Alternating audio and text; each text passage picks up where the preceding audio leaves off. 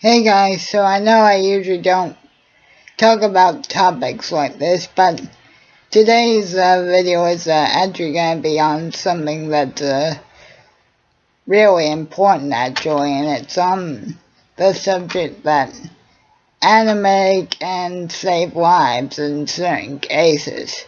Now I don't mean something like, oh, it stopped me from killing myself, or oh, it kept me from going crazy. In this case, I literally mean, if it's used in the right way, it can literally mean the difference between life and death. Now, the story I'm referring to today is, I forget where the actual incident occurred, but I think it was somewhere down in Florida. This guy basically went up to somebody because he wouldn't buy the Criminals mixtape. Sorry, I had to think of the word.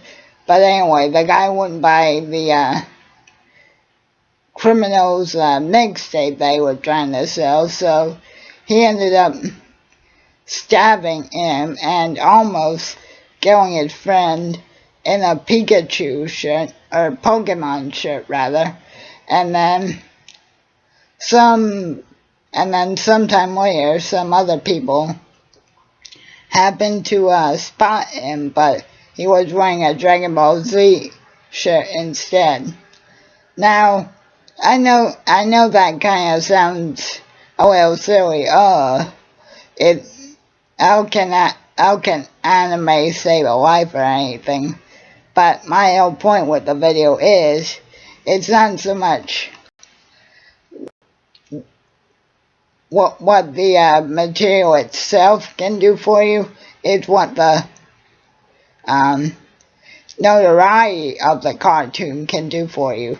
Because, let's be honest, and this is probably exactly what the criminal thought, if I change into another shirt, even if it's of the same type of entertainment, maybe they won't identify me well. The guy made a terrible decision in choosing to wear a Dragon Ball Z shirt because that's how he got identified. And thankfully, and most importantly, the victim was taken to the hospital with serious but non-life-threatening injuries. So guys, now this drives home the point more than anything. Be very, very, very careful.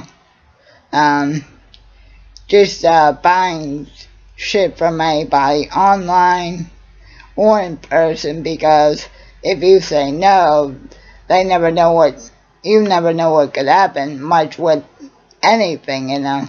But the point is, I believe that this person's life was saved due to not necessarily the notoriety that Dragon Ball Z or Pokemon has, but more or less that the faces are so iconic that in this case, it actually didn't wind up saving a life.